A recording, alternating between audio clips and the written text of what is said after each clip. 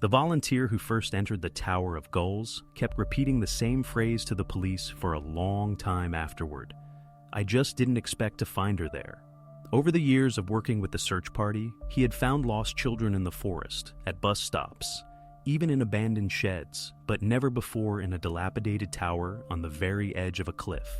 The first patrol to arrive carefully ascended the stone steps and immediately called forensic experts. The tower was quickly cordoned off with police tape, and the surrounding area was blocked off to preserve any evidence. The tower itself was located in an isolated spot, on a rocky outcrop above the sea, where few people ever came just for leisure. It became clear that there was no reason for a casual passerby to be there. After several hours of work, experts confirmed the body had not been moved. Everything happened right here, in this tower. When the news of the discovery reached the Ryan family, the parents already knew the answer to the most terrible question. Yes, it was Aoife Ryan, their daughter, who had disappeared the previous evening. At that moment, no one suspected how close the police were already to solving the mystery, and that the main witness would become the main suspect. Before Aoife Ryan's name was first spoken by police in their reports, her daily life was no different from other families in Ballynock. Her father worked for a local construction company, and her mother taught music. In their house on the outskirts, someone was always in motion. The parents constantly busy with errands, the sister trying to imitate every action of her older sibling, and Aoife herself, accustomed to being the leader in all children's games. Every evening, neighbors saw her and her sister in the yard near the house, where the girls rode bikes or drew with chalk on the asphalt. No one could have imagined that soon, this very yard would become quiet, and the toys forgotten and useless to anyone. At St. Bridget's School, Aoife was considered one of the most prominent students. This was noted in her personal file, which the police would later refer to. Teachers characterized her as a student with leadership qualities, active in class, ready to engage in discussions, and defend her own point of view. In their notes, educators also emphasized her openness and ability to maintain a positive attitude even in difficult situations. One of the teachers recalled that it was Aoife who was the first to approach a new student when he first appeared in class. The parents handed over a family album to the police, which contained several photographs of Aoife. These pictures did not look staged. Here, a wife sits on the veranda with her sister eating ice cream. Here, the whole family celebrates someone's birthday together. In these photos, she smiles so naturally that people unfamiliar with her story would never believe that these photographs would, a few days later, become part of a case that would be discussed in all local homes.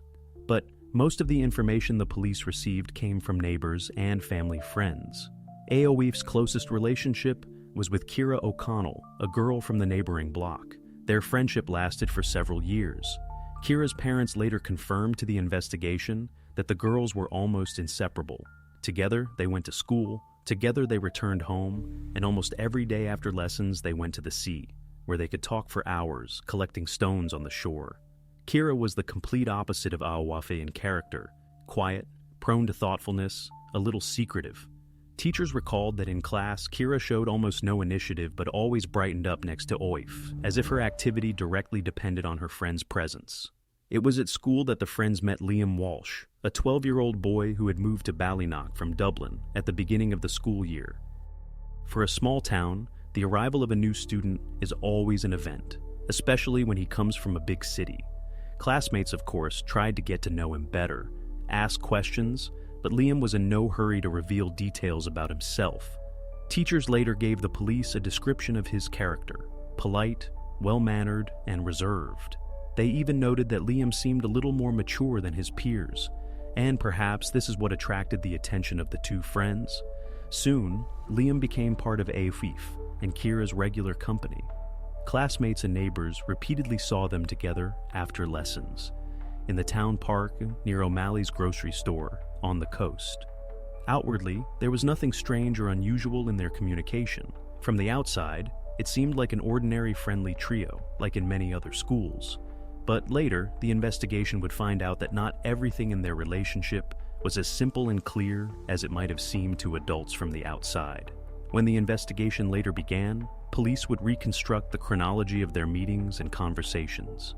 Many events that were then perceived as insignificant would take on a completely different meaning. people would recall how Kira began to withdraw into herself and step aside when Aoif enthusiastically spoke about some upcoming event. One of the classmates would later recount seeing Kira looking after her friend several times as she went somewhere with Liam, and that look was so memorable that the witness remembered it for a long time. Thus, that small circle of communication was formed, with Aoif at its center.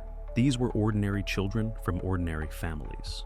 But a few days after the trio last appeared together at school, the police would conclude that the cause of what happened in the Tower of Gulls needed to be sought precisely within this small group. On the afternoon of September 14, 2003, Aoif Ryan was in high spirits. This was stated by her mother in a police report filed later that evening. Aoif was going to the town fair, where Liam Walsh, the boy from Dublin, had invited her. This was their first meeting not in the company of friends, but alone, which meant something special to her. Her parents remembered that, at about 3 o'clock in the afternoon, their daughter hastily said goodbye and left the house, promising to return for dinner. But she never returned that day. As the time approached 6 o'clock in the evening, Aoif's father began to worry. This was strange. The family had a rule that they would return home no later than 7. And if plans changed, they always had to give advance notice. He decided that the fair might have delayed his daughter, but an inner uneasiness made him go look for her. First, he went towards the town square, where the fair was taking place, but there were no familiar faces there anymore. Several vendors, packing up their stalls, told him that they hadn't noticed Aoif and didn't know if she had come there at all. Around the same time, Aoif's mother began calling acquaintances, her daughter's friends and classmates. No one could say anything. No one had seen her at the fair. It became clear that the situation was beyond an ordinary misunderstanding. At 8 o'clock in the evening, the parents officially contacted the police with a missing person report. The police quickly responded to the report and began questioning the parents about the last hours before Aoif's disappearance. The statement clearly indicated that Aoif left the house alone. No one picked her up or accompanied her. Her mother recalled that her daughter was wearing her favorite blue jacket, jeans, and white sneakers. She also specifically noted that Aoif did not have a phone with her. Mobile phones were rarely used in those years, especially in small towns. Thus, it was impossible to find her by calls. The next logical step was to find out which of her friends might have seen Aoif last. The most obvious person to talk to was Liam, with whom Aoif had an appointment. But when police found him at home and asked about the meeting, the boy was genuinely surprised. He explained that he had waited for Aoif near the entrance to the fair, but she never came. After 40 minutes of waiting, he decided she had simply changed her mind and went to help his father set up their stall. Several eyewitnesses later confirmed his words. At the stated time, he was indeed at the fair helping his father. Thus, his testimony seemed convincing, and Liam transformed from a potential suspect into a witness. The investigation moved to the next important name on the list, Kira O'Connell, Aoif's best friend. When police knocked on her door, Kira's parents said that their daughter was very upset and acting nervously, but she was ready to talk. Her words were important because Kira was the last person to see Aoif before her disappearance. Kira confirmed that she had indeed met with her friend shortly before her supposed meeting with Liam. According to her, they walked around a bit, talked, and then said goodbye in the central square. Aoif supposedly went on to the fair, and Kira went home. At this point, there was nothing suspicious in Kira's testimony. She was upset, even scared, but the police attributed this to general stress and anxiety for her friend. Moreover, the girl stubbornly repeated that she had not noticed anything unusual in Aoif's behavior that day, and that she seemed completely happy and calm. Nevertheless, it was Kira's testimony that would become the first key point for the investigation. No one knew then that her version of events diverged from the evidence that would later be found. At that time, investigators perceived her as a valuable witness and saw no reason to doubt the sincerity of her words. The next morning, full-scale searches began, involving volunteers, and while the entire town was busy combing the coastline and surrounding forests, the police began to consider that for the investigation, it would be critically important to understand exactly where Aoif went after parting ways with Kira. This was the main mystery. No one had seen her at the fair, nor on the roads leading back home. Thus, Kira's testimony became the central point for a detailed investigation, which would later reveal many contradictions in her story. Kira O'Connell's testimony initially sounded quite logical. It was short, clear, and without obvious contradictions, so the police at first saw no reason to question it. In the protocol of the first conversation with Kira, the following quote was recorded. "We walked around, we parted ways in the central square. She went to the fair, I went home." A simple and understandable version of events. It allowed for the conclusion that everything happened after the friends had separated. The police carefully studied the city map to ensure that Kira's words matched reality. The central square was located in the very center of Ballynock. The fair was a little further, closer to the western outskirts. It was approximately a 10-minute leisurely walk from the square to the fair. Assuming that Eowulf did indeed go to meet Liam after parting with Kira, then, in that case, she should have appeared there no later than 30 minutes after leaving home. However, numerous witnesses who were at the fair at that time categorically stated that they had not seen Eowulf there at all. In the interrogation protocols of witnesses, the same words were constantly repeated. "We didn't see her. We don't remember her approaching the stalls." All this significantly complicated the police's task. On the one hand, they had Kira's testimony, which seemed quite plausible. On the other hand, there was a complete absence of eyewitnesses who could confirm her words. At this point, detectives decided to examine every detail of Kira's testimony more thoroughly. In particular, they were interested in whether she could physically see where Eowulf went after parting in the square. The central square in Ballynock is a bustling place. There are always many people, especially on days of city events. In addition, the square itself had several exits to different parts of the city. From the perspective of a simple witness, there was nothing surprising in the fact that Kira could simply lose sight of her friend a few minutes after parting. In the first stage, investigators decided that Kira's version did not contradict logic. After all, she looked scared, a little confused, but answered clearly and without confusion in her testimony. This made the investigators believe her. Moreover, Kira's parents confirmed that their daughter had indeed returned home around the time she told the police. At this stage, the investigation decided to temporarily accept Kira's version as a working hypothesis and move forward to find out where and when Eowulf might have deviated from her route. The next logical step was to talk in detail with Liam Walsh. He was supposed to meet Eowulf at the fair. Perhaps he could shed light on why Eowulf never showed up. And although Liam had already spoken briefly with the police the previous evening, after the official acceptance of Kira's testimony, it became obvious that his story needed to be examined in more detail. Liam was becoming an important witness, and perhaps his words contained details that the police might have missed during the first conversation.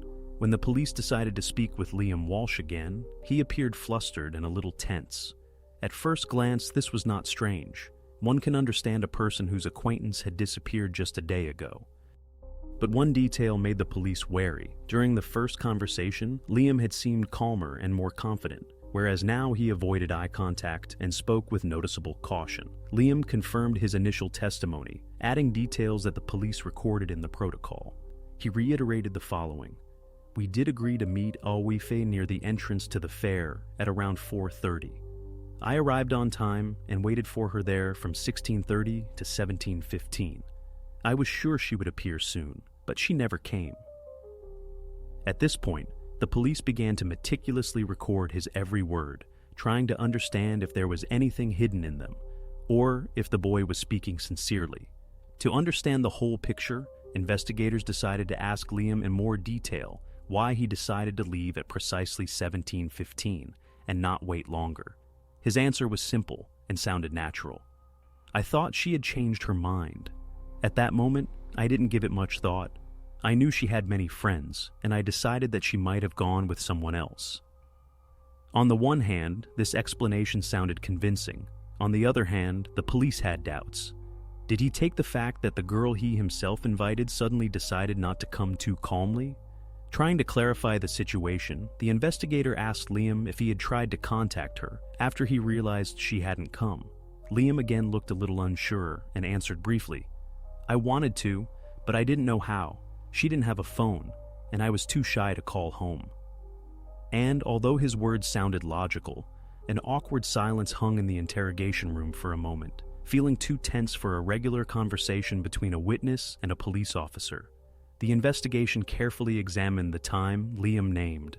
If his words were true, he was near the entrance to the fair for about 45 minutes. But none of those who were in the square at that time could unequivocally confirm his presence. There were many people, which is understandable, and many simply did not pay attention to him. However, the absence of eyewitnesses capable of confirming the boy's words automatically made his testimony less convincing. Then the investigator decided to dig deeper and asked where exactly Liam was before he started waiting for Aoif. This question was not asked without reason. The police did not have a clear picture of his movements before the meeting. If Liam was indeed hiding something, it was during these minutes that he might have been somewhere else, not where he claimed. In response, Liam calmly recounted that before 1630, he was helping his father set up a trading stall on the fairgrounds. He added that his father could confirm this. "I was there, we were assembling the structure, dealing with fasteners and equipment," Liam said, this time more confidently, as if he had just remembered a reliable alibi that excluded his involvement in any suspicious activities. Investigators recorded this statement and decided to immediately verify its truthfulness. Liam's father, Patrick Walsh, confirmed that his son had indeed been with him almost all day and helped set up the stall. But the most important thing was to find out exactly when Liam left his father. Patrick could not give a precise time, saying only that it happened around 4:30. However, he noted that his son returned about an hour later, already visibly upset that the meeting had not taken place. The police recorded these words but understood that a father's statement, even the most sincere, could not yet be considered conclusive proof of an alibi. They decided that their next step would be to find other witnesses who might have seen Liam specifically between 1630 and 1715. If his words were confirmed, the suspicions would be lifted. If not, Liam would automatically become an important figure in this case. Thus, Liam Walsh's testimony at that moment became one of the central lines of investigation. He was the last person Aoif was supposed to meet. His words sounded plausible, but at the same time left room for doubt. The police had no reason to immediately suspect him of anything serious, but verifying his version of events became a necessity that could either confirm his innocence or reveal the first real contradictions in his story. The investigators' next step was to confirm or refute Liam's alibi to move further in this case. The police began to thoroughly verify Liam Walsh's testimony. It's one thing to simply believe words, quite another to obtain clear evidence that the boy was indeed telling the truth. The investigators understood how crucial this moment was because if his alibi was not confirmed, the investigation would take a sharp turn. The first people the police contacted were other vendors at the fair. These people had been in the square since morning that day, setting up stalls and preparing for the event. Each of them might have noticed Liam and his father. Testimonies were collected from each individually to rule out the possibility of collusion or accidental error, and soon the picture became much clearer. The owner of the bakery stall, Michael Flanagan, told police that he saw Liam with his father at approximately 3 o'clock in the afternoon. According to him, the boy actively helped his father erect the stall frame and arrange goods on the counter. Michael added that at about 4 o'clock, the father asked Liam to help bring additional boxes from the parking lot. These details perfectly matched Liam's own account, although he hadn't mentioned this minor detail. 2 more people confirmed roughly the same thing, stating that they distinctly remembered Liam near his father's stall between 1500 and 1630. Police also checked several other market stalls located closer to the entrance of the square. One of the vendors, Ann McDermott, recalled that at approximately 4:30, she saw a boy resembling Liam standing near the main entrance. She remembered this well because the boy looked bewildered and constantly glanced around, as if waiting for someone. These words almost completely matched what Liam had told the police in his initial testimony, but all doubts were finally dispelled by the forensic expert's report, which the police received the same day.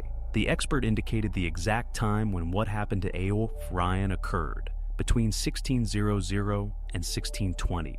This time was established by a whole range of factors: the condition of the discovery, the ambient temperature, and other details meticulously recorded by forensic specialists. If this time is taken as fact, then Liam Walsh could not physically be in 2 places at once, in the fairground and in the Tower of Gulls, which was distant from it. The forensic expert, Dr. Patrick Murphy, was an experienced specialist, and his conclusions were rarely doubted. His report stated that anyone who claimed to have been elsewhere at the specified time could automatically have no connection to the incident. In Liam Walsh's case, the experts' conclusions fully coincided with the eyewitness testimonies from the fair. The police realized that, at this stage of the investigation, further suspicions against Liam were futile. His alibi had been confirmed from several sides. Moreover, the boy had initially been open to cooperation and had not tried to hide anything. On the contrary, he readily provided all necessary details and calmly answered all questions. Investigators recorded in their reports that the theory of Liam Walsh's involvement was completely ruled out. But if Liam had nothing to do with it, the circle of possible suspects sharply narrowed. The police had to go back several steps to re-examine the events of the day Aoife disappeared. And the key point once again became the figure of Ciara O'Connell, who was the first to say that she had last seen Aoife in the central square. Until this moment, no one had considered her suspicious, as she was a friend and supposedly just walked Aoife to the square. Now the police began to realize that in the entire chain of events, this was the last confirmed contact, recorded by a witness. This was an important moment that could potentially give the investigation a completely different direction. From this moment on, Ciara's figure became of particular interest to detectives because only her words had not yet been definitively verified by facts. The police decided that their main task now would be to reconstruct as accurately as possible the path that Ciara and Aoife took together. If even minimal inaccuracies or contradictions were found in Ciara's testimony, it would open new avenues for investigation. In a case where every step and every word was crucial, this could become a turning point. After the theory of Liam's possible involvement was ruled out, the police carefully reviewed the case materials and the testimonies of key witnesses. One person drew the detectives' particular attention: Ciara O'Connell, Aoife's best friend. Until this moment, no one had seriously thought to suspect her, but now some details became noticeable that made the police wonder. The first reason for doubt was Ciara's behavior after active searches for Aoife began in the town. Usually, in such situations, close friends are the first to join volunteer groups, actively participate in searches, offer help themselves, and try to do something useful. In Aoife's case, the situation looked completely different. For some reason, Ciara did not join the volunteers. The police learned this when they began questioning the search organizers about who participated in the activities.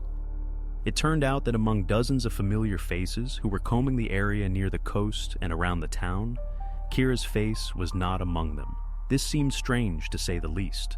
But what interested the police most was how Ciara's parents behaved when asked to describe the events of that day in more detail. Their testimonies contained details that did not match Ciara's own initial version. For example, her mother said that her daughter returned home much later than usual that day, and looked completely different than she usually did. In the protocol, her words were recorded as follows: Ciara came home at approximately 5 o'clock in the evening. Usually, she always immediately tells me how her day went, but this time, she hardly spoke, immediately went up to her room and closed the door. I asked if everything was all right, and she replied that she was just tired. Ciara's mother also added that that evening, her daughter hardly left her room and did not come down for dinner, although this was usually not the case. The police also decided to speak with the O'Connell family's neighbors to get the most objective picture of Ciara's behavior that day. The neighbors also informed the investigation of some unusual details. For example, one of them recalled seeing Ciara when she returned home on September 14. According to him, she looked depressed and withdrawn, as if something had happened, but he didn't give it much thought, thinking that teenagers often have mood swings. These small details formed a general picture that began to raise suspicions among the investigators. Nevertheless, behavior in itself is not evidence. It was impossible to prove anything based solely on outward manifestations.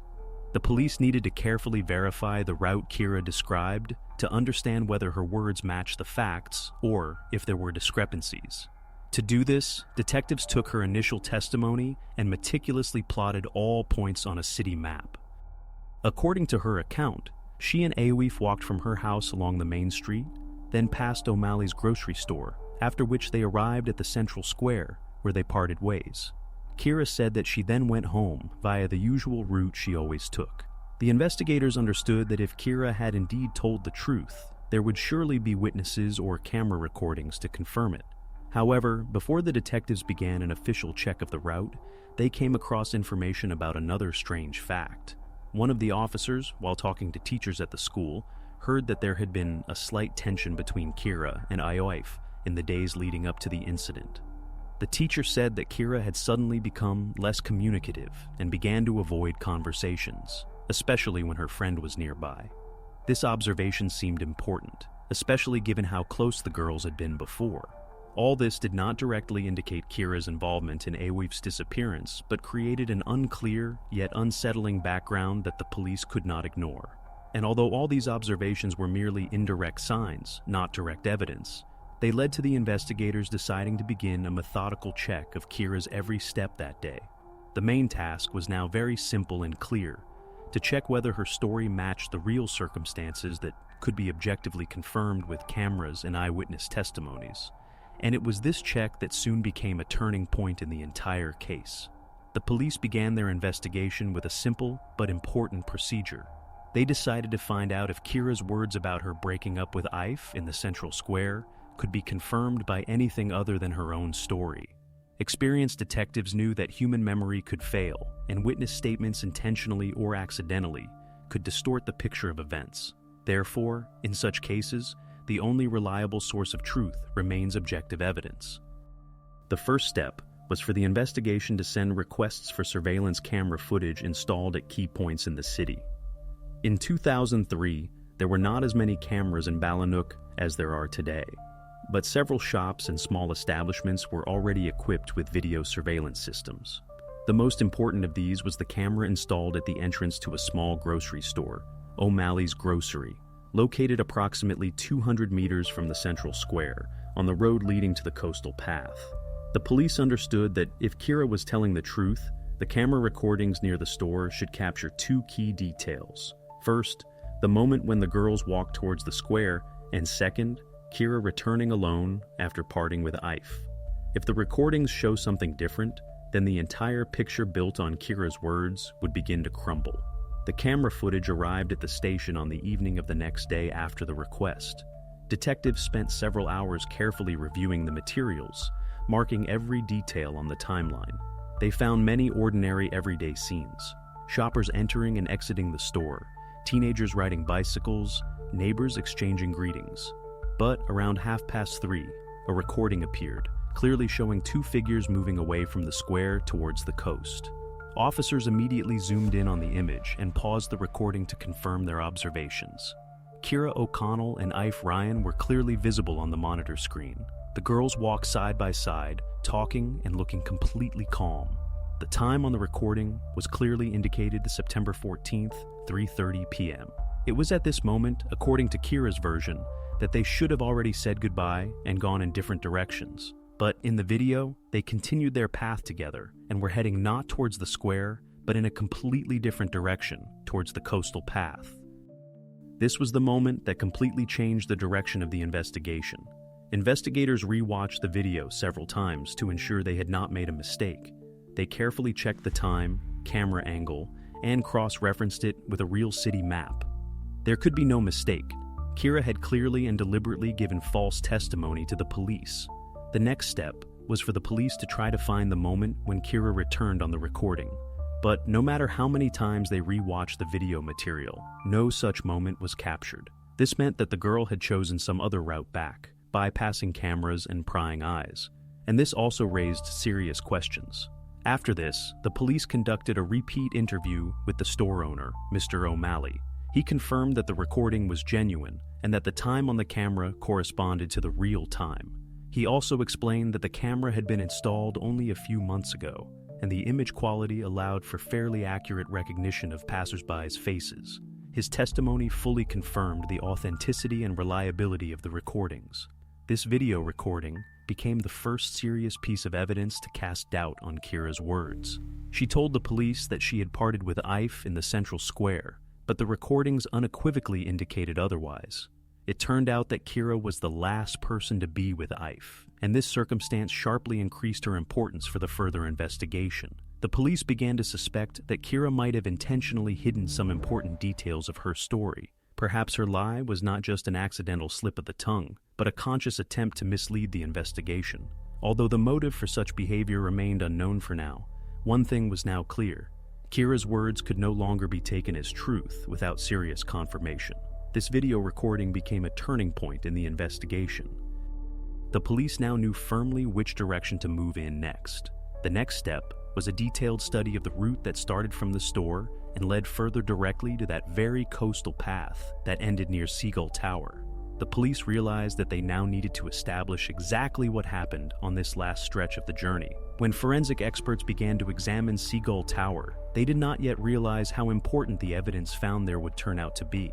This place was already known as the epicenter of everything that had happened, but now it was necessary to understand in detail what traces could lead the police to those involved in the incident. Experts began their work carefully and methodically, recording every detail at the crime scene. The first thing investigators noticed was shoe prints on the stone floor of the tower and on the approach to it. During the inspection, it was established that two separate sets of shoe prints of different sizes and with different tread patterns were found at the scene. This meant one thing: there were two people in the tower. One set of prints matched the size and pattern of the shoes found on Ife. The second set remained a mystery and could belong to the person who was with her in her last minutes. The footprints were very clear, as the tower was located near the sea, and people who came there usually left wet shoe prints. Forensic experts made plaster casts, after which they began to study them in the laboratory. The first preliminary conclusions made it clear that the prints of the second set belonged to shoes of a smaller size than Ife's. This fact was recorded separately and became an extremely important element for the subsequent investigation. The next stage of the forensic experts' work was to establish exactly how the incident itself occurred. An object was found in the tower, which investigators immediately noted as the weapon used in the incident. It was an ordinary, at first glance, piece of stone with a characteristic sharp chip, which was part of the old stone masonry of the tower wall. On its surface, experts found traces that left no doubt that it was indeed the cause of what happened. Laboratory analysis of the stone revealed traces of blood, as well as fragments of hair belonging to Ife. The conclusion of the forensic experts, which later formed the basis of the official report, was brief and unequivocal. The cause of everything that happened was multiple head injuries inflicted by this stone. Characteristic microscopic damage was also found on the surface of the stone, which indicated that it had struck something hard more than once. This was a very important piece of evidence, as it indicated that the actions of the person who used this object were not accidental or isolated. An additional important conclusion of the forensic experts was that there were no signs of struggle or resistance at the scene. This indicated that the person who was with Asif in the tower could have been someone she knew, trusted, and did not expect anything bad from.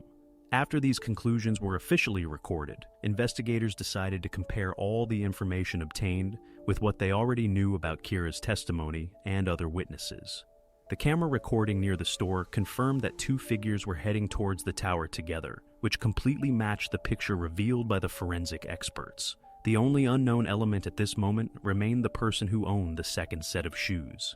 The police understood that the main task now was to identify the person to whom these prints belonged. The investigation focused on checking the shoes of everyone involved in the case, from close acquaintances to those who were simply near the tower on the day of the incident. Despite the obvious evidence, forensic experts could not determine exactly who the second pair of shoes belonged to until they had a sample for comparison. This meant that it was necessary to carefully examine the shoes of all people who had even an indirect connection to Ife's last hours. And first and foremost, this concerned the person whose testimony already raised serious doubts: Kira O'Connell. The police understood that Kira's lie did not automatically make her guilty. In the investigation of such incidents, there are no simple answers. So, before drawing final conclusions, the investigation decided to check another version. Perhaps Kira was hiding something, not because she did something bad herself, but because she was afraid of someone else. In other words, there was a possibility that a third person had appeared near the coastal path, or near the tower itself, whose presence could be the reason for her silence and false testimony.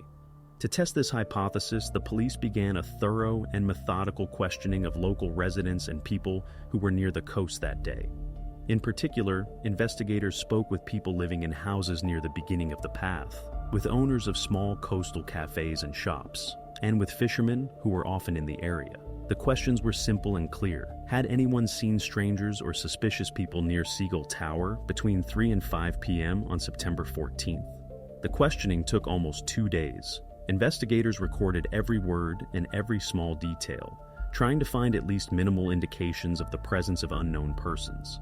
Dozens of witnesses were interviewed, from ice cream vendors to local boat owners, but everyone answered approximately the same thing.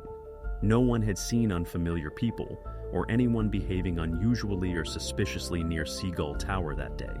The only ones several people remembered were 2 girls walking together along the path towards the tower.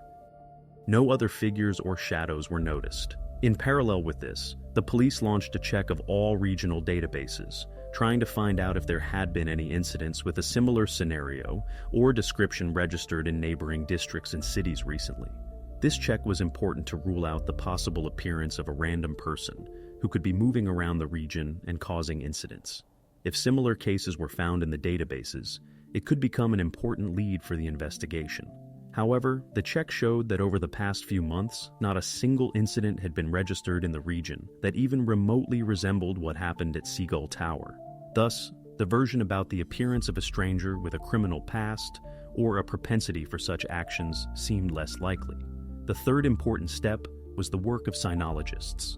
A special unit with dogs repeatedly covered the entire area, starting from the central square and ending at Seagull Tower and its surroundings. The dogs methodically examined every meter of the path, checked coastal bushes, grassy areas, and rocky slopes. This was painstaking and difficult work, but its results were very important, as the animals could detect even the slightest signs of the presence of unknown people or foreign smells.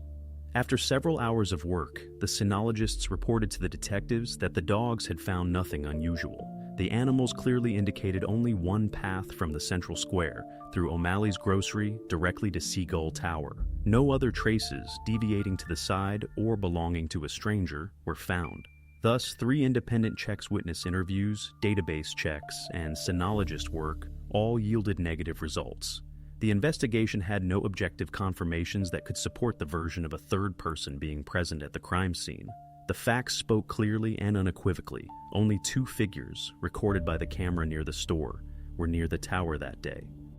After excluding this alternative version, the police returned to the original line of investigation. Now, the investigation had to finally figure out why Kira had deliberately given false testimony and why her footprints matched the unknown set of shoes found by forensic experts. The police realized that the key to solving the entire case lay in these answers. Now the investigation began to delve deeper into the relationship between Ife and Kira, because it seemed that the truth about what happened at Seagull Tower was hidden here. On the surface, their friendship looked completely normal and strong. They constantly spent time together, went to school, walked after classes, and were almost never separated. But what the police later managed to find out was very different from this ideal picture. The police decided to conduct repeat interviews with people who knew both girls well. One of the first they spoke to was a teacher who had taught in Ife's and Kira's class for several years, and it was she who told the detectives important details that completely changed the perception of their friendship. In her testimony, she reported that Kira had always been significantly more attached to Ife than vice versa. The teacher even noticed that at times this attachment took on an excessive, almost obsessive character. She recalled how she once noticed that Kira was very upset when Ife chose another project in which classmates participated. Kira looked very depressed and even irritated, the teacher noted. It seemed that she perceived any interaction Ife had with others as a personal insult. These words interested the investigators because previously no one around them had mentioned such details. The detectives continued conversations with classmates, trying to understand if the friends had had any conflicts recently. One of the boys in the same class reported an important detail that no one had considered significant before. It turned out that a serious quarrel had occurred between the girls the day before the incident. He said that he witnessed a conversation in the school corridor when Kira loudly and irritably expressed her dissatisfaction with Ife. According to him, the conflict looked serious, and the reason for the quarrel was Liam. The boy remembered Kira's words, which were later recorded in the protocol. "You always do this. You always get everything." Investigators decided to delve into the details of this conflict. They spoke again with Liam Walsh to understand his role in the situation. Liam confirmed that on September 12th, 2 days before Ife's disappearance, he had indeed invited her to go to the fair together. When asked by detectives why he invited her and not Kira, he answered simply, "It was always easier for me to communicate with Ife. She was cheerful and easy to talk to, and Kira was withdrawn, and it seemed to me that she wasn't as interested in it." He didn't even suspect that his invitation could cause any serious consequences.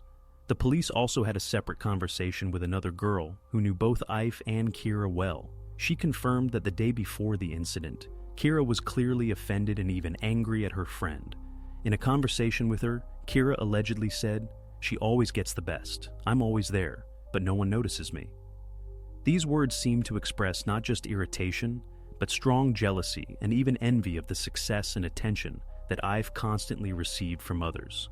The investigation gradually began to paint a picture of relationships that no one had thought about before. Despite the fact that outwardly their friendship looked strong and reliable, in reality, a conflict had long been brewing within these relationships. And now it became obvious that this conflict could have become a serious motive for what happened at Seagull Tower. When the police finished collecting these testimonies, the investigators summarized the preliminary results. It was officially recorded. A hidden conflict indeed existed between Kira and Ife.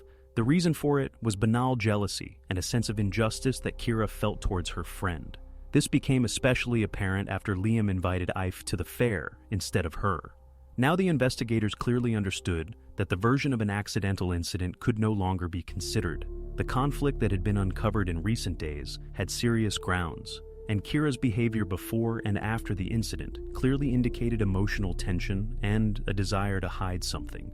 This meant only one thing: a motive for what happened existed and was directly related to their relationship. After establishing this motive, the investigators decided to focus again on Kira O'Connell. Now, her status in the case had completely changed. From a witness, she had definitively moved into the category of the main suspect, and the next task was to find out if the police had enough evidence to officially charge her. When Kira was called for a repeat interview, the atmosphere at the station was tense. In the small office, besides the police, a social worker and the girl's parents were present. Everyone understood that this conversation was different from the previous one. This time, the police were armed with facts, and Kira was about to face real evidence of her own lie for the first time. The detective began by calmly reminding Kira of her initial testimony when she confidently recounted how she and Ife had parted ways in the central square. He opened a folder on the table and placed an enlarged frame from a surveillance camera in front of her. On the black and white image, Kira and Ife could be clearly seen walking together past O'Malley's grocery towards the coastal path, in a completely different direction from what she had previously stated. Silence hung in the room, and everyone awaited Kira's reaction. She silently stared at the photograph, and her face began to rapidly lose color. It was clear that this evidence was unexpected and extremely unpleasant for her. The detective calmly but persistently began to question Kira about why she had lied to the police. He asked her to explain why her previous version of events differed so significantly from what was captured by the camera. Kira remained silent, avoiding looking at her parents. Her hands nervously fidgeted with the sleeves of her sweater, and she seemed unable to bring herself to speak. Kira's parents looked bewildered. It was evident that they had not expected to hear anything like this. Her mother nervously clenched her fists. Her father listened intently to every word of the investigator, not taking his eyes off his daughter. After a short pause, the detective reminded Kira that the truth was in her best interest. The lie had already been exposed, which meant there was no point in continuing to hide details. Only after these words did Kira, barely audibly, begin to speak. Her voice was quiet and uneven, as if every word was a great effort. She confessed that she had lied when she said that she and Ife had said goodbye in the square. In reality, they had indeed gone to the tower together. The girl's parents, listening to this confession, looked shocked and lost. They clearly did not understand why their daughter would lie about such a simple, at first glance, fact. The detective continued to clarify the details, asking Kira to recount exactly what happened on the path. The girl sighed heavily and slowly began to describe the events of that day. She confirmed that she and Ife went to Seagull Tower because she wanted to talk alone. Kira confessed that in recent days she had been very upset, and Ife's behavior only intensified her irritation. The reason for this irritation was Liam and his invitation to Ife to the fair. When they reached the tower, the conversation quickly turned into an argument. Kira could not hold back her resentment and told her friend everything she thought. She said that she considered Ife selfish, and that she was tired of always being in her shadow. According to Kira, Ife sharply retorted that she herself was to blame for everything because she was constantly withdrawn and didn't know how to communicate. These words finally pushed Kira over the edge. She admitted that she felt rejected and unwanted, but then she added that after this argument, she simply turned around and left, leaving Aif alone near the tower. She also confessed that she was afraid to tell the police about it immediately because she decided that she would be blamed for everything that happened. That's why she fabricated the story about them parting ways in the square. The detective listened carefully, noting every detail that could be verified. The social worker silently wrote down Kira's words, and the parents seemed to be in a state of deep shock from what they heard. They clearly had not imagined that the relationship between the girls could be so strained. Until that moment, they had been sure that Kira's and Ife's friendship was simple and straightforward, unaware that within these relationships, there existed a complex and dangerous mix of envy and jealousy. However, even after this confession, the police still had doubts. Detectives understood that Kira's new version needed thorough verification. Now they had to find out if her words matched the evidence found by forensic experts at the crime scene. In particular, the question remained open as to whether the footprints and other evidence found at the scene could confirm her new story. Despite Kira's seemingly sincere confession, the police could not definitively rule out that the girl was not trying to mislead them again. The new testimony sounded more plausible, but it still could not be taken as a proven fact. Investigators knew that the only way to understand if she was telling the truth now was to verify every word with the irrefutable evidence left behind by Seagull Tower.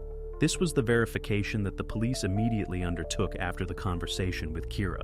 The police understood that the new version of events voiced by Kira sounded convincing, but was only partially true. Yes, Kira now admitted that she and Ife had walked to the tower together, and she confirmed that there had been a conflict between them. But the assertion that she left her friend alone was still debatable. To confirm or finally refute her new story, the investigation turned to objective and independent evidence, the results of expert examinations. On the same day, forensic experts received permission to seize Kira's clothing and shoes that she was wearing on the day of Ife's disappearance. This was a mandatory step, as these items could contain direct physical evidence confirming or excluding her direct involvement in what happened in the tower. Experts began working with Kira's shoes. The boots were thoroughly inspected, after which forensic experts compared the tread pattern with the plaster casts of the footprints found in Seagull Tower.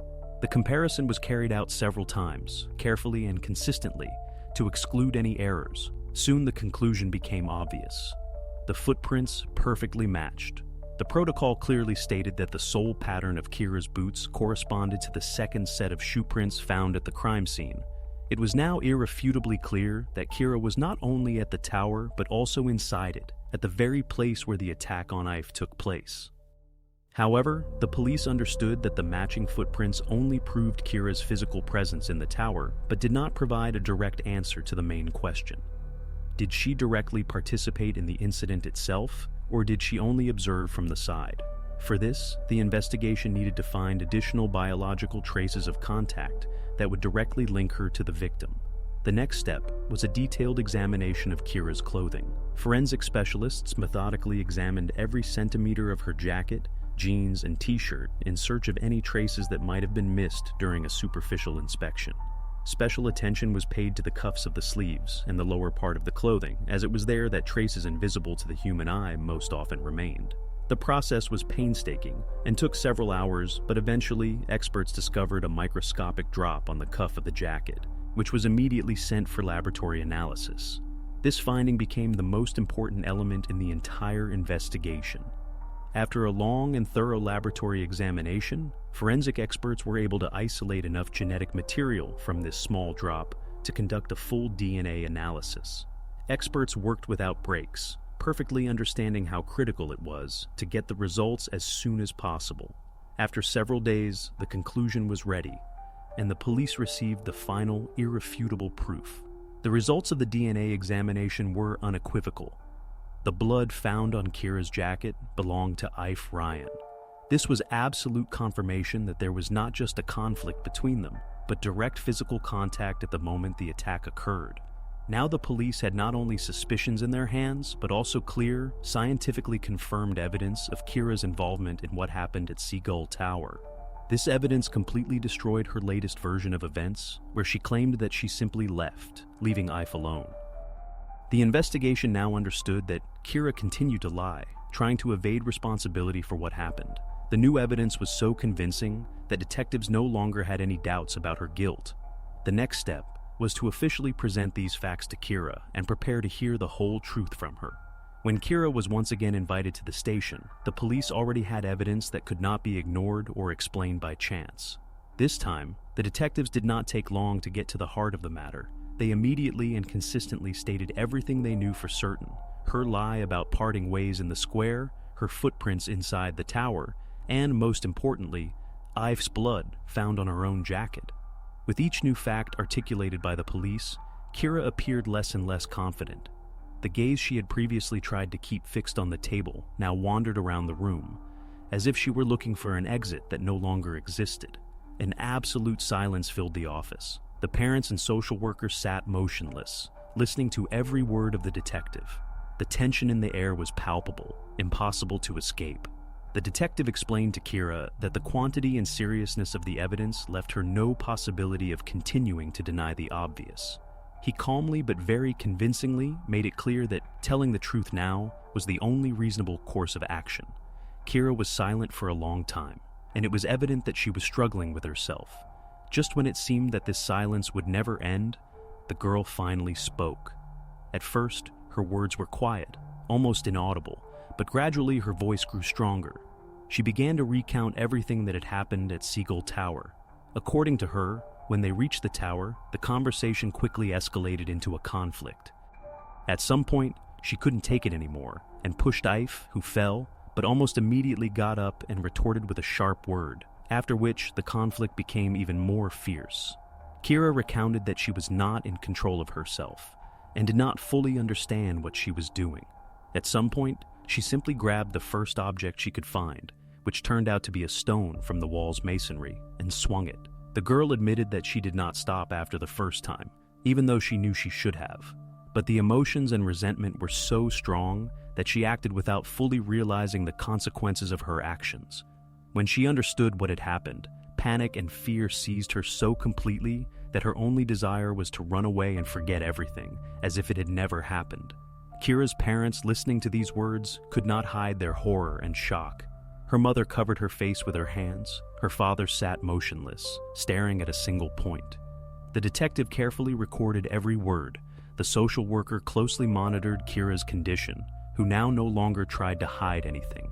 Thus, the investigation received the most important thing: Kira O'Connell's full and detailed confession that she was responsible for what happened in the Tower of Gulls. This confession became the culmination of an investigation during which every assumption and doubt was thoroughly checked.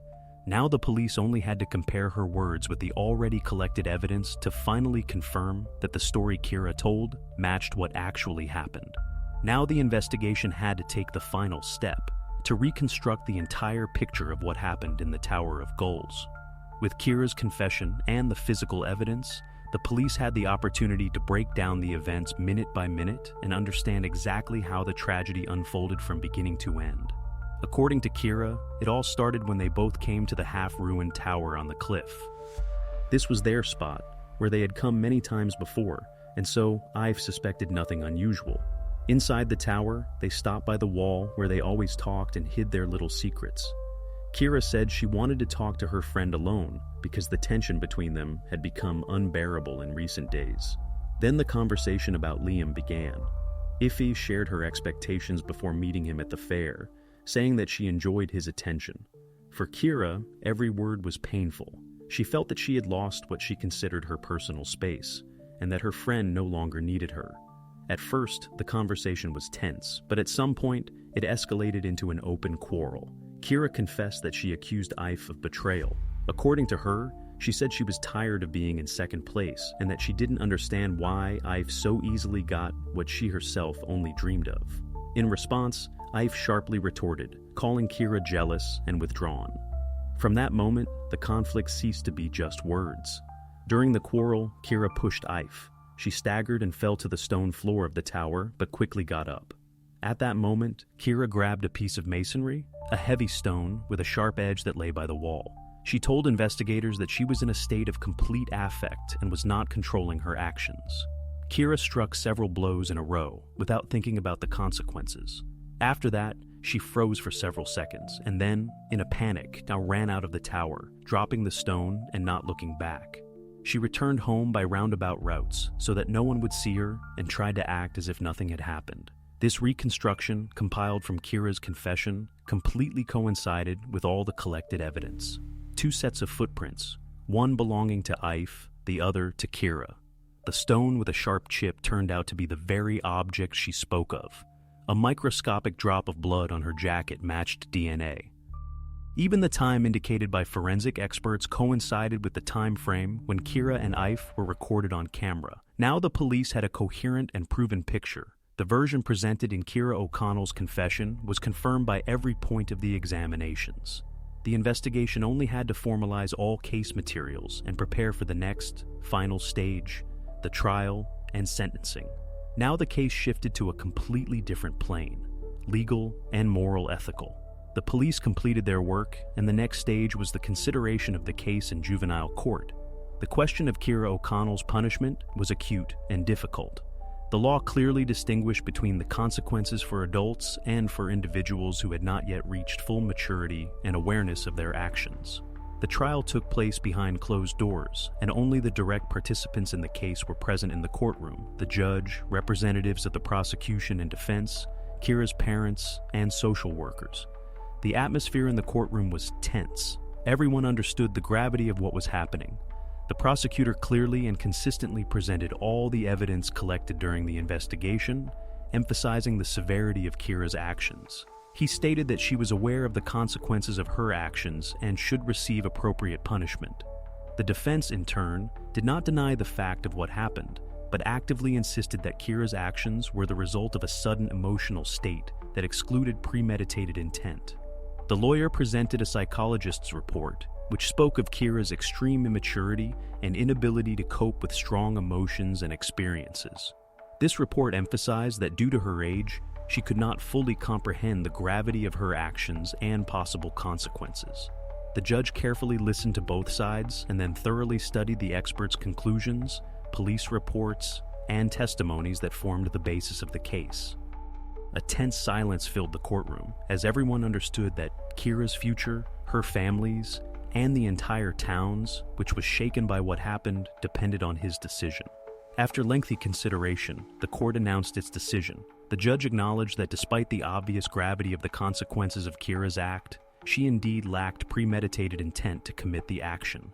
The court took into account the conclusions of psychologists and experts, who convincingly argued that Kira acted in a state of strong emotional distress, lacking the ability to control her own actions at a critical moment. Thus, the court found Kira O'Connell guilty of involuntary manslaughter. According to the law, considering her age and all the circumstances of the case, it was decided to send her to a special closed correctional facility. There she was to remain until reaching the age of 18, receiving mandatory psychological assistance and support for correction and rehabilitation. The court's decision brought a close to the legal aspect of this case. The investigation, interrogations, and trial were over. But a long road still lay ahead for everyone touched by this tragedy.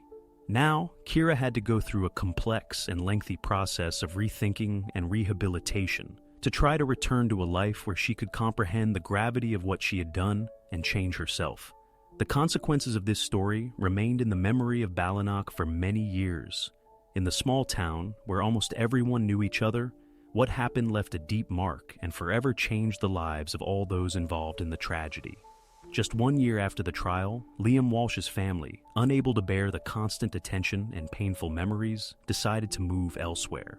They no longer wanted to live in the shadow of that day that so unexpectedly turned their lives upside down. The residents of Ballinock also took measures to ensure that the memory of the tragedy did not constantly haunt them. The Tower of Goals, once a beloved place for walks and meetings, now became a gloomy reminder of what can happen due to an ordinary conflict. At the numerous requests of residents, the authorities decided to fence off the tower and completely wall up the entrance. Today, it is simply a silent stone structure, a reminder of events that people try not to discuss unnecessarily. Kira herself, after several years in the correctional facility, was released upon reaching adulthood. By decision of the authorities, her identity was changed so that she could start life anew, far from the past that would forever remain with her. Where she is now and how she lives, almost no one knows. Her name disappeared from the conversations of local residents, but not from their memories. The story, which began as an ordinary childhood conflict, unexpectedly and tragically spiraled out of control, changing many destinies and leaving behind questions for which there are no easy answers. It became a painful reminder of how fragile human relationships are, and how easily even the most insignificant dispute can turn into a tragedy. None of the residents of Ballinock will ever forget how one moment of anger destroyed several lives and forever changed their town. In October 2021, Hurricane Ethan swept across the state of Maine. The forest in the Quiet River Nature Reserve was most affected. Dozens of pine trees were uprooted or split. A few weeks later, workers were sent to the reserve to clear blockages and make the roads passable. In early November, one of the crews reached the old pine forest. A particularly large pine tree had fallen there, its trunk almost splitting to the middle as it fell. One of the lumberjacks started his saw, but the chain unexpectedly jammed. He stopped work and looked into the crack. Inside, amidst the wood chips, there were fabric scraps and fragments that could by no means be the parts of a tree. The workers immediately put down their tools and called 911. After some time, a patrol and state police officers arrived at the scene. The trunk was carefully opened, and there was no longer any doubt. A human had been inside this pine tree for many years. The discovery immediately shifted the hurricane cleanup efforts into an entirely different format. This was now not just a fallen forest, but a place where an investigation began. And soon the police would find out. This was not an isolated incident. The Quiet River Nature Reserve always looked like a place one visited to find peace. It encompasses almost 200 square kilometers of forest, far from cities and roads. There are no noisy highways, industrial facilities, or tourist crowds here. On weekdays, the paths are empty. And on weekends, one mainly encounters hiking enthusiasts and solo travelers who appreciate the silence. For local residents, the nature reserve was always a source of pride. Well-maintained routes, fishing in the lakes, panoramas of the old pine forest. All this created the impression that the area was completely safe and suitable for recreation. This reputation lasted for decades. Nature conservation staff noted, serious incidents almost never occurred here. Yes, sometimes tourists got lost, but search parties quickly found them within 24 hours. For most residents of the nearest town, Oakhaven, Quiet River was a familiar backdrop, where one could go camping or spend a day by the water. But it was precisely this idyllic image that prevented people from seeing the unsettling details that gradually accumulated in police reports. If one sifts through the district archives, it becomes clear. Within 15 years, 11 missing persons cases were officially registered in the nature reserve. These are not abstract numbers, but real people who were last seen precisely here. Their stories were different, but they ended the same. None of them ever returned home. In 2008, a female student who practiced nature photography disappeared. In 2012, a tourist from Europe who had come to the state with a backpack and camera disappeared. In 2018, a hitchhiking man disappeared. And between these cases there were other people, homeless individuals, hikers, solo travelers. Each time, the police took on the case and searched for an explanation. If backpacks or personal belongings were found, this was interpreted as an accident. Sometimes it was assumed that the person might have left voluntarily, and the phrase voluntary removal appeared in the reports. But in no single case was there evidence of violence. The cases were closed, leaving only uncertainty. For the relatives, this was the worst, the lack of an answer that would have allowed them to understand exactly what had happened. Most importantly, no one tried to link these stories. Each incident was considered isolated. The police officers who changed over the years only saw individual case files. They had no reason to connect the missing persons cases into a single chain. Therefore, the statistics did not look frightening to local residents, but like a series of random incidents. The nature reserve continued to be considered safe, and its reputation did not suffer. However, all that changed in November 2021, when lumberjacks stumbled upon the discovery in the trunk of the old pine tree. From that moment on, every previous story ceased to be isolated. The missing persons cases, which had been considered coincidences for years, were now viewed as a possible part of a larger picture. It was then that the investigation began, which completely changed the image of Quiet River. After the discovery in the split pine tree was officially registered, the work passed to the experts.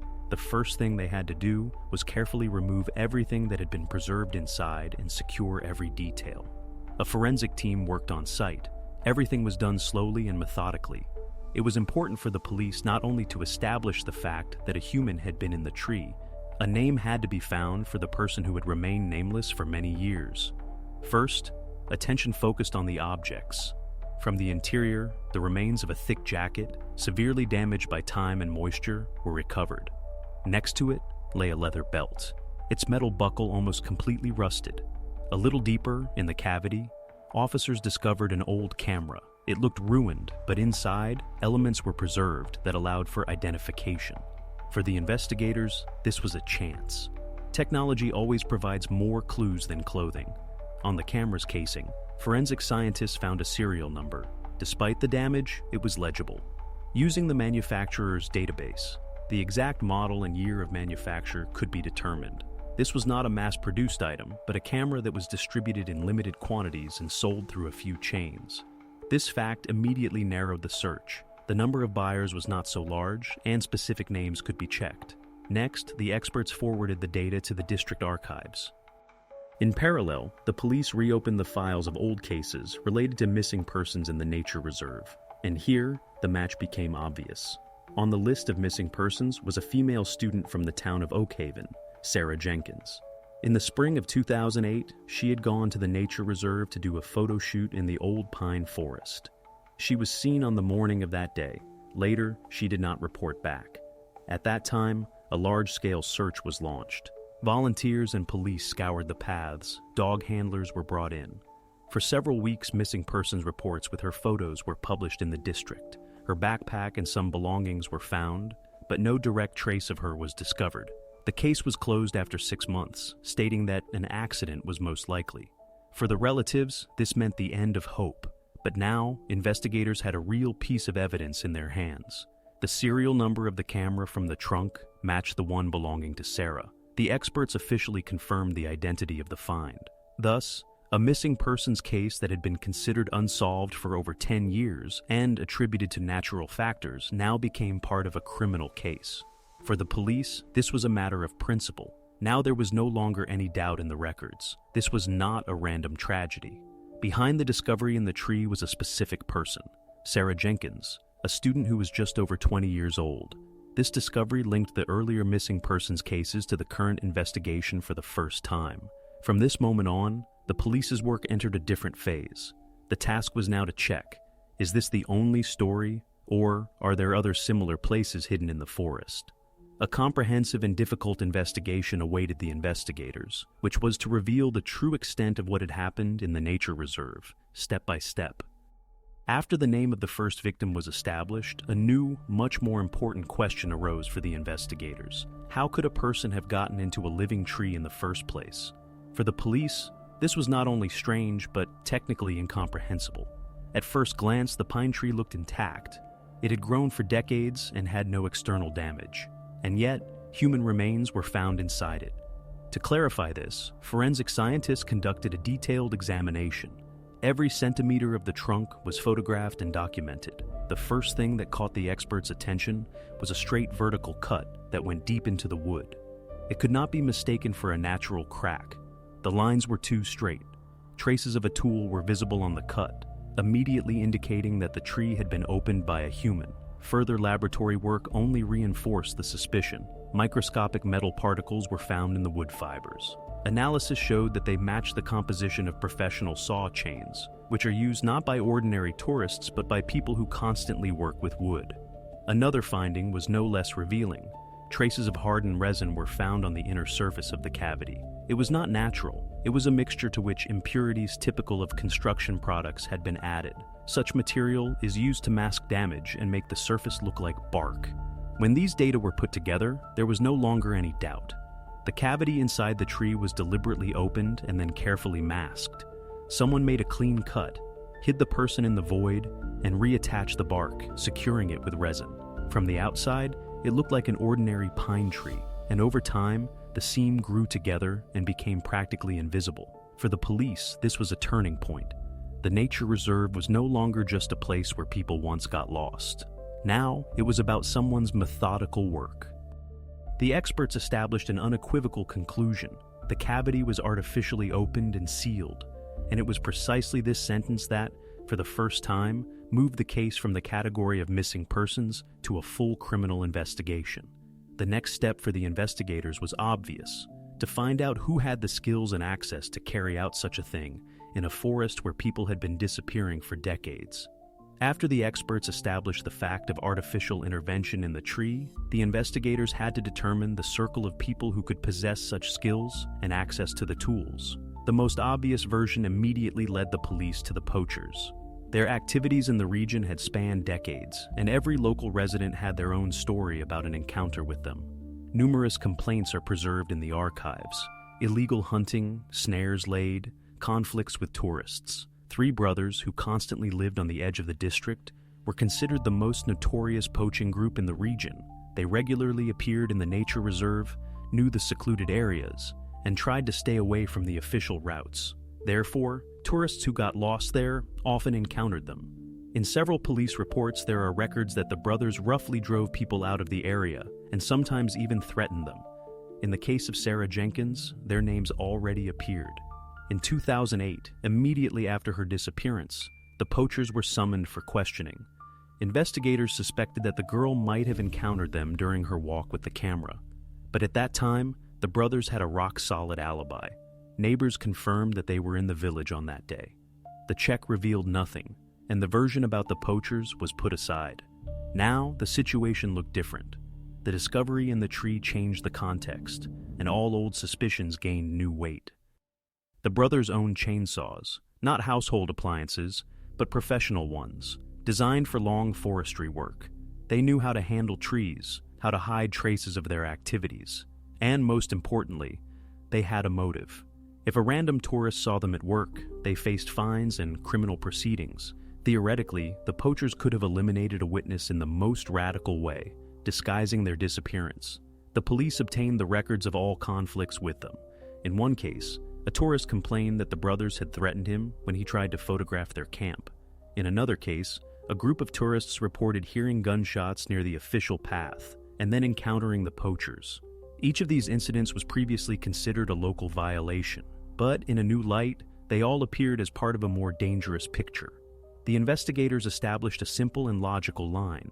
The poachers had access to the nature reserve, possessed the necessary tools and skills, repeatedly came into conflict with tourists, and were already on the police's radar. Everything pointed to them. The three brothers became the main suspects, and the investigation at this stage focused precisely on them. However, the investigators' certainty did not last long. The check that began shortly thereafter revealed details that completely shattered the original version and forced them to look for another person connected to these disappearances. The version about the poachers seemed so obvious that both the police and the local residents had almost accepted it as truth. The logic seemed flawless. The brothers had long had a bad reputation, knew the forest inside and out, had threatened tourists several times, and possessed everything necessary to hide traces of their activities. But precisely at this stage, the investigation abruptly changed its course. The expertise began to destroy the closed picture, and step by step, the police became convinced that their theory did not stand up to factual verification. The search of the brothers' house was carried out meticulously. Investigators took everything that could somehow match the evidence: axes of various sizes, hunting knives, chainsaws, sharpening sets. Even old broken tools were sent for expertise to rule out the slightest chance of a match. In the shed, hunting snares, traps, and several rolls of metal rope were found. For any normal case, This would have been enough to build a serious version. But here, forensic scientists looked at something else. Every item went through the laboratory. Experts compared the traces on the tools with wood samples from the split pine. They checked the type of metal the chains were made of, looking for possible fragments that might have broken off during work. The first hours gave the feeling that a match would soon be found. But the result was exactly the opposite. None of the tools matched the evidence. The saws the brothers used were household models, cheap models designed for small jobs. They could not ensure the even and deep cut that the experts had found inside the tree. Furthermore, all their chains lacked precisely that characteristic alloy whose particles the forensic scientists had found in the wood. The laboratory's conclusion was unequivocal. The metal found inside the pine belonged to the category of professional alloys. Such chains are ordered for industrial or forestry purposes. These chains are characterized by increased wear resistance and cost significantly more. They were never freely sold in the district. They were only supplied to official organizations working in the forest. This detail thwarted the entire version. The poachers might be aggressive and dangerous to tourists, but they did not possess the technical level required for carefully opening a century-old pine and then masking the seam. Yes, they had chainsaws, but the level of their equipment and skills did not correspond to the scale of the intervention found. For the investigators, this was a serious break. For a long time, it was assumed that random individuals with a criminal bent were involved in the missing persons cases. But the expertise showed it is someone who had access to special equipment, who could professionally handle wood, and who knew how to hide traces so that it went unnoticed for decades. From now on, the police's attention shifted to a completely different group of people. Employees who officially maintained the nature reserve, contractors associated with forestry, and people with special skills came under suspicion. From this moment on, the case ceased to be a story about poachers and became a story about someone much closer to the forest itself, about those who should have protected it. This turn finally determined the new vector of the investigation. As the search narrowed to people with access to professional equipment, the investigators' attention inevitably turned to the staff of the nature reserve itself. Among them, the warden, Alistair Gray, stood out. He had worked here for decades, lived nearby, and knew every part of the forest. It seemed as though he should be the one to help the police the most, suggesting routes, advising where to look for anomalies, sharing observations. And in some ways, he did.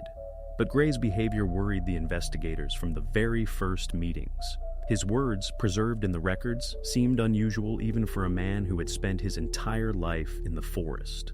When asked about the discovery site, he did not talk about the victim, was not interested in her name, did not ask what exactly was found. He spoke extensively about trees, about the age of the pine, about how the hurricane might have damaged the trunk, about the need to protect such pine forests. In each of his replies, attention was focused exclusively on the forest and not on the fact that had triggered the investigation. One of the detectives noted in his report, "Throughout the entire interrogation, Gray did not once ask who was found. No name, no story, nothing. He only talked about trees and their condition." For the investigators, this became a strange detail. Usually witnesses show curiosity, are interested in who was inside, ask questions about the investigation. Here, however, a complete detachment was observed. Furthermore, officers noticed his reaction to the discussion of the evidence. When it came to the resin or the type of sawing, Gray showed excessive knowledge. He pointed out exactly which compositions could be used to mask wood and described in detail how the tree grows over time after an intervention. His comments sounded as if he understood the process not only theoretically, but had observed it in practice. For the police, this was cause for concern.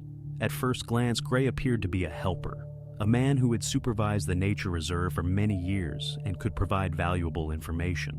But the longer he spoke, the clearer a discrepancy emerged. He showed deep knowledge of details while completely ignoring the human aspect of what had happened. It was precisely this combination that most worried the investigators. On the instructions of a detective, Gray was moved from the category of witness to person of interest.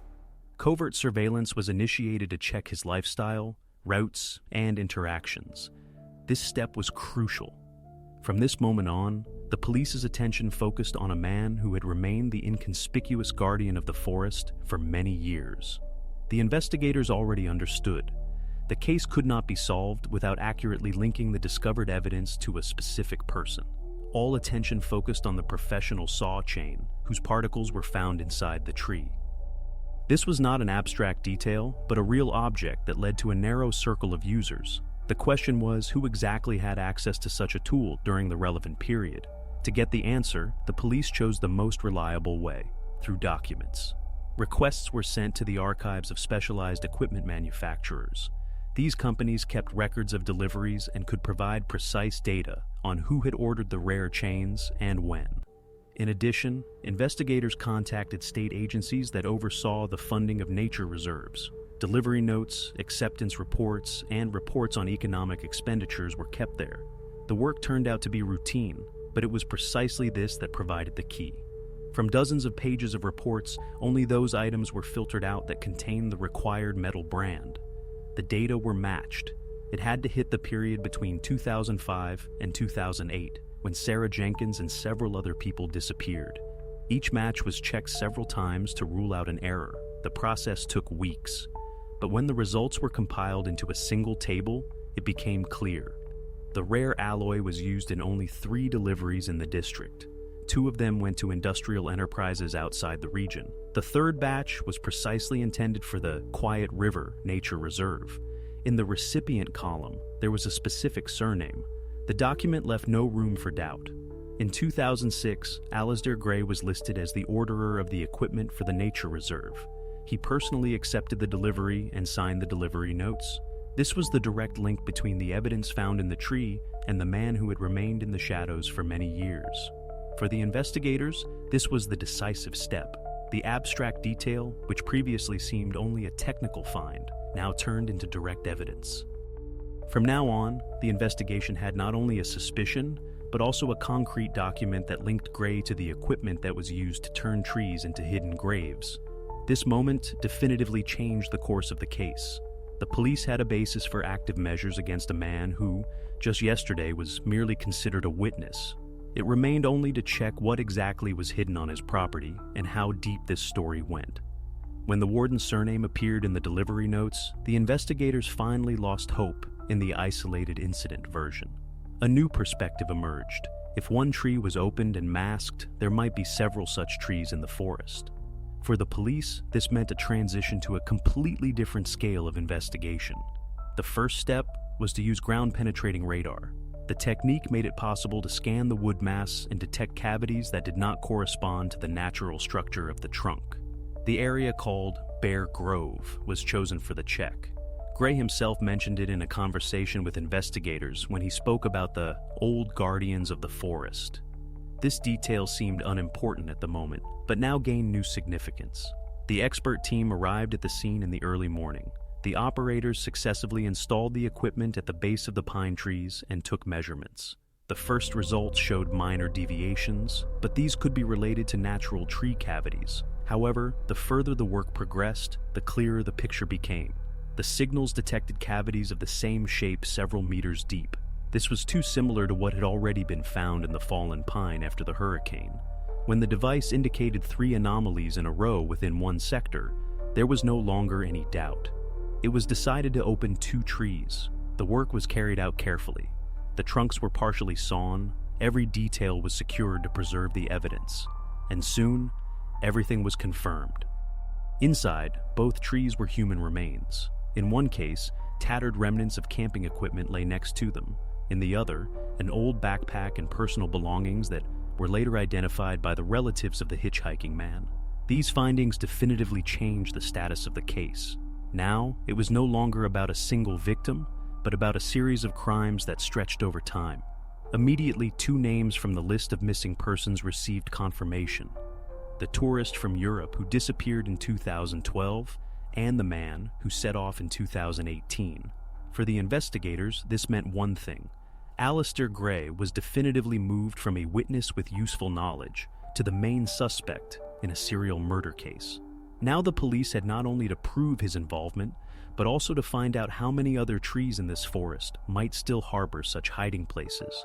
Despite the fact that the evidence with the rare alloy and the remains found in Bear Grove pointed directly to him, Gray behaved as if he had a ready answer for every suspicion. He did not deny or refuse to cooperate. On the contrary, he demonstratively helped the investigators, showed documents, answered questions, and it was precisely this calm confidence that created a problem for the detectives. During the interrogation, Gray stated, the equipment associated with the crime was not his personal property. According to him, all chainsaws, chains, and consumables officially belonged to the nature reserve. They were stored in a communal shed, and not only employees but also seasonal volunteers, contractors, and sometimes ecology students on internships had access to it. He emphasized that he never forbade the use of the tools, and deliberately left the room open so that no one would have to waste time looking for keys. This version seemed convincing. Investigators could not ignore his words and were forced to check every element. In the archives, lists of people who had worked in the nature reserve over the past 20 years were sought. There were several dozen names: temporary workers, volunteers, interns. Each one was checked. They were summoned for questioning, asked about their whereabouts on the dates of the disappearances, and their routes were cross-referenced with the locations where the missing persons were last seen. The investigation at this stage literally drowned in paperwork. It seemed as though it would again become an endless verification of alibis. Many of these people had long since moved out of the district. Some worked in other states, and some had changed their place of residence several times. Each new interview cost days, and nothing emerged in the case that directly pointed to a specific person. The feeling arose that Gray's version might be true, and then the investigation risked losing its direction. Meanwhile, the warden continued to act deliberately calm. He gave advice to the investigators, showed places where they could search, and spoke about the peculiarities of the forest. But even in these conversations, the detectives noticed oddities. Gray spoke about trees, about roots, about old pine forests, but never touched upon the human side of the events. He did not ask questions about the found people, nor did he show the slightest interest in their fate. In combination with his version about free access, this created a dual impression for the investigators. On the one hand, a logical explanation, on the other, the feeling that he was diverting attention. The decision for a second search of his personal shed became the turning point. In contrast to the general utility room, this shed was located next to his cabin and used only by him. It contained items for daily work, shovels, ropes, household items. And it was precisely here that forensic experts focused their attention on an old wheelbarrow standing in the corner. At first glance, it looked ordinary, but the experts conducted a more detailed examination. On the rubber of one of the wheels, a tiny piece of fabric was noticed, stuck in the tread. It was carefully removed and sent to the laboratory. The expertise showed the material completely matched the fabric found among the items in the tree where the tourist from Europe had been discovered. This match could not be a coincidence. The wheelbarrow was in Gray's personal use. No one else had access to it. This piece of evidence definitively shattered his version that the tools were accessible to everyone. The wheelbarrow was his personal property, and it was precisely on this that he could have transported the victims to the selected trees. Now the investigators had a direct object linking him to the disappearances, and this connection was irrefutable. After this discovery, Gray ceased to be a figure who merely needed to be observed. Now he became a man against whom the police had direct evidence. The next step was obvious. The case moved into the phase of preparing an arrest warrant and searching his house and the adjacent premises. When Gray officially became the main suspect in the case, the police turned their attention to his past. Previously, he seemed like an ordinary warden, a middle-aged man living a modest and inconspicuous life. But the deeper the investigators delved into his biography, the clearer it became that behind the outward calm lay a disturbing story. He grew up on the outskirts of the district, in a family that could hardly be called well off. His parents lived a reclusive life, rarely interacting with neighbors, and from childhood, the boy spent more time in the forest than among people. At school, he was considered unsociable. He rarely made friends, did not participate in communal activities, and constantly retreated deeper into the pine forest. Teachers remembered him as a capable but withdrawn student who preferred talking about trees rather than people. After school, he tried his hand in the military, but even there, he did not find his footing. According to official data, the contract was terminated prematurely. His personnel file states, inability to serve in the community, and violation of discipline. Upon his return, he definitively withdrew into himself. He had no family, no close relationships, no close circle of friends. His house was 5 kilometers from the main path, and for many years, practically no one visited there. The job as a warden in the nature reserve became his sole occupation. Gray maintained the paths, repaired small bridges, and serviced the equipment. In this, he was meticulous. He filled out reports on the condition of the forest in detail, ordered materials with kilometer-accurate precision. The system considered him an ideal worker, reliable and conflict-free. But precisely this outward stability concealed a person completely cut off from society. Investigators noted that his lifestyle seemed almost ascetic. Gray did not use social networks, rarely appeared in town, and almost always declined invitations from colleagues. He spent all his free time alone, walking through the forest and making notes in his diaries. Even then, it became clear. This man lived only for one environment, the forest, and everything else held no meaning for him. When the biography was pieced together, the police had a complete portrait. A person who had grown up in isolation, rejected by society, without family or friends, completely devoted to the forest. In combination with the evidence found, this seemed like a complete picture. In parallel, experts worked on a new piece of evidence. The fabric scrap, taken from the wheelbarrow's wheel, was sent for DNA analysis. The laboratory was to confirm or refute its connection to the missing persons. And the police had already obtained a warrant for a full search of Gray's house and the adjacent property. At this stage, the investigation entered its final phase. Now, it was time to uncover what had been hidden for years behind the walls of his cabin and in the depths of the forest. When the search yielded the first serious results, Gray was summoned to the station for a full interrogation. Formally, the police still had no direct evidence that could immediately put him behind bars, but indirect details had accumulated enough to arrange a lengthy and difficult interview. For the investigators, this was a key moment. They had to break his silence, at least get him to blurt something out. The interrogation began with simple questions. Detectives asked about work in the nature reserve, about volunteers, about equipment. Gray answered monosyllabically, dryly, and without emotion.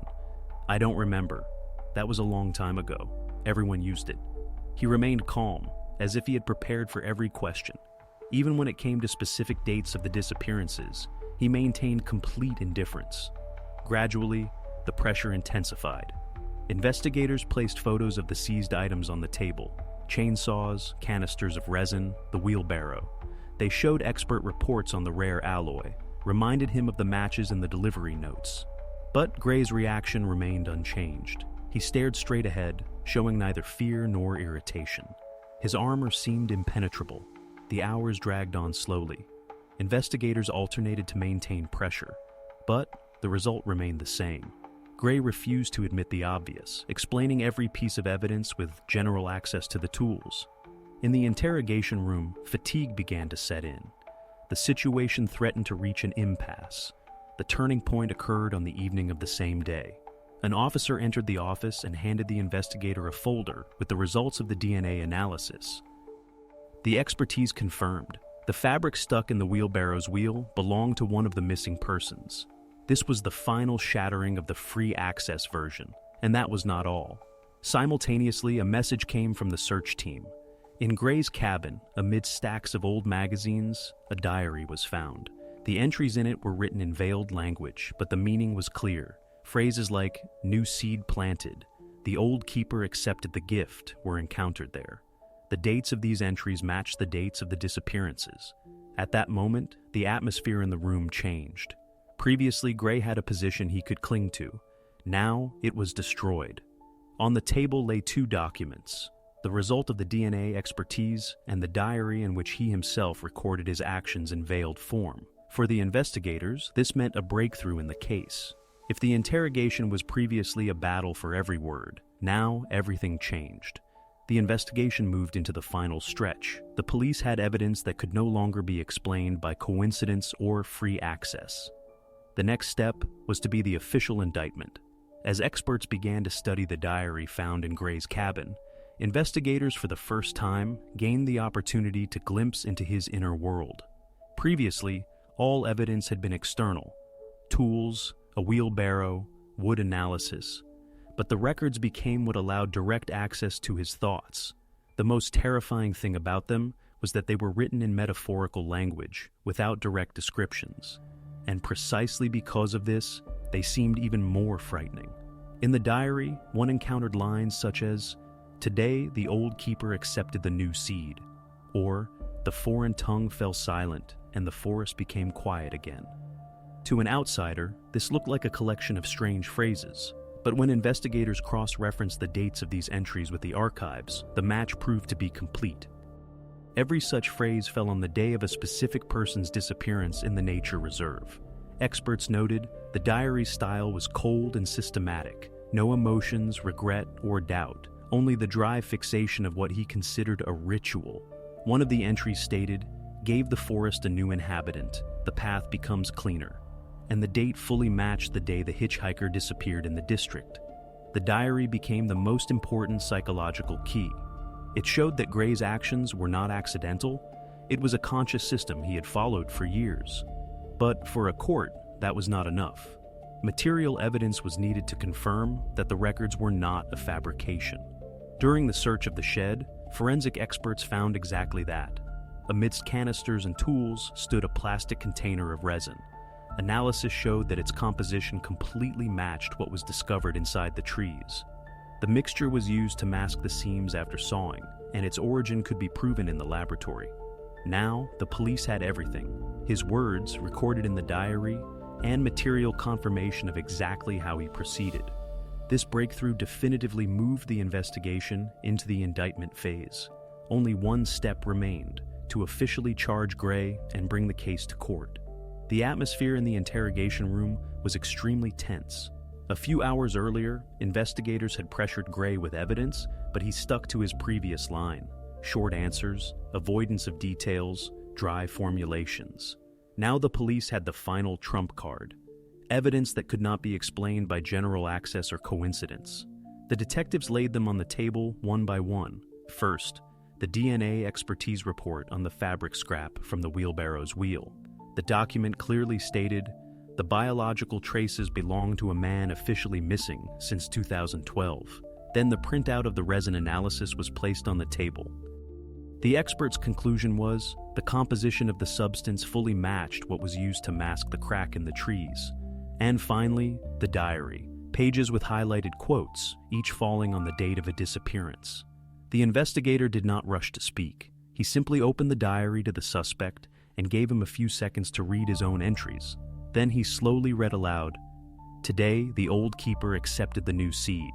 He paused, looked directly at Gray, and continued, "The foreign tongue fell silent, and the forest became quiet again." These lines sounded particularly heavy in the silence of the interrogation room. Gray sat motionless. His hands rested on the table, his gaze fixed on one point. Previously, he had always found words to evade, but now no options remained. The investigator pointed to the dates in the diary that matched the disappearances. He listed the surnames, recalled the circumstances. After that, silence returned to the room. This pause lasted almost 1 minute, but for everyone present, it stretched on like an eternity. The detectives looked at him, waiting for a reaction. And precisely then, Gray broke the silence. His voice was quiet, emotionless. He said, "They disturbed the peace. I simply returned them to the forest." These words officially entered the protocol. It was not a loud confession, no attempt to justify himself or explain details. It was the calm and definitive confirmation that he was behind all the disappearances. At that moment, his position changed.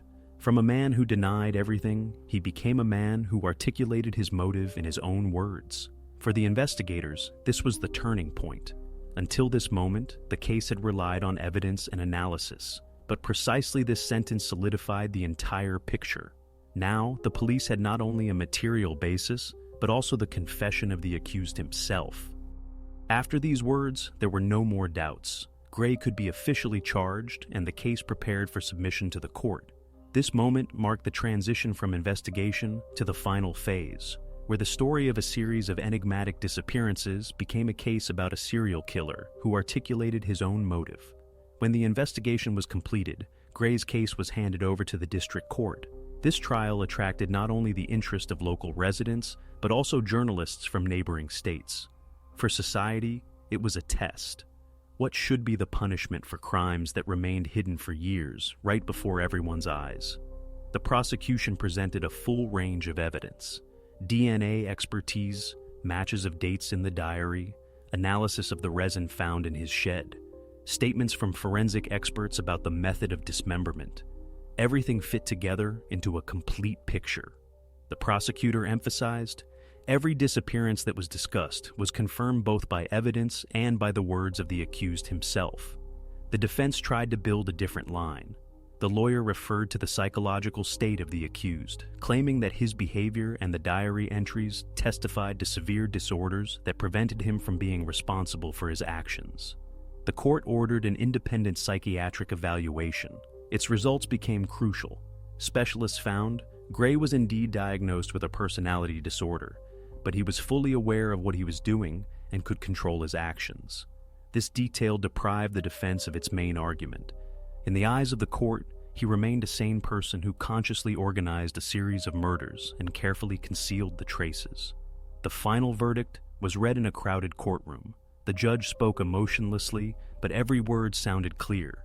Alistair Gray was found guilty in 3 proven cases of first-degree murder. The sentence: 3 life sentences without the possibility of parole. From that moment, the story officially concluded within the legal system. But for the investigators and local residents, one question remained: were all victims found, or does the forest still hold its secrets? Formally, the case was closed. Gray received a life sentence. The evidence was collected and deemed sufficient by the court, but the feeling of finality did not set in. Even for experienced investigators, this process left more questions than answers. The reason lies in his diary.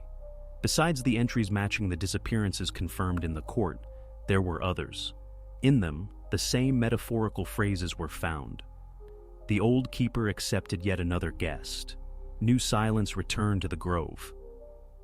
These dates did not match the officially solved cases, but in the district archives, there were indications of other missing persons during the same periods. People whose cases had long since gathered dust as unsolved. Experts could not give a definitive answer.